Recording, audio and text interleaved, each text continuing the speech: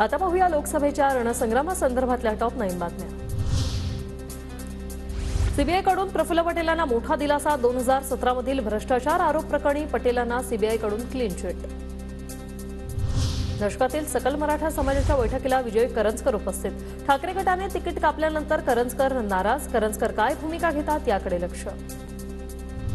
काँग्रेसच्या रामटेकच्या उमेदवार रश्मी बर्वेंची उमेदवारी रद्द। सकाळीच रश्मी बर्वेंचं जात प्रमाणपत्र रद्द। संध्याकाळी अर्ज बाद। रश्मी बर्वेंसह त्यांच्या पतीकडूनही आधीच उमेदवारी दाखल। शंकर चहांदे रामटेक लोकसभेसाठी वंचितचे अधिकृत उमेदवार। किशोर गजबी अपक्ष उमेदवार असणार। उमेदवारी दिली म्हणजे विजय निश्चित असं नाही। नवनीत राणांना पाडणं महत्त्वाचं। आमदार बच्चू कडू आक्रमक। तर वर्ध्यातून लोकसभा लढवण्यासाठी बच्चू कडूंची चाचपणी। वेळ आली तर लोकसभेच्या मैदानात उतरणार बच्चू कडूंची माहिती। ची मर्जी आहे, आम्ही आमचं काम करू आता आमच्या पद्धतीने, काही विषय नाही आहे। आणि मला वाटतं उमेदवारी दिली म्हणजे विजय होणं असं नाही आहे। बऱ्याच गोष्टी अजून बाकी आहेत, ते आपण करू व्यवस्थित।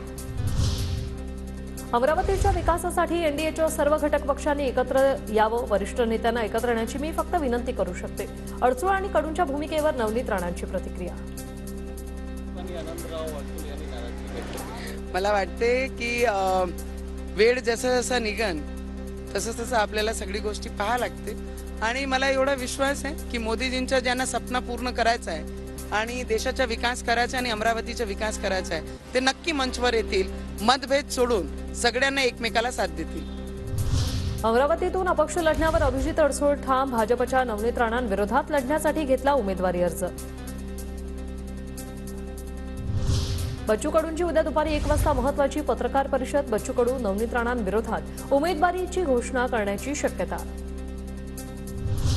अजित पवार शिंदे फडणवीसांच्या भेटीनंतर शिवतारेंचा विरोध मावळल्याची माहिती। शिवतारे महायुतीतच राहणार की मग अपक्ष अर्ज भरणार याकडे लक्ष।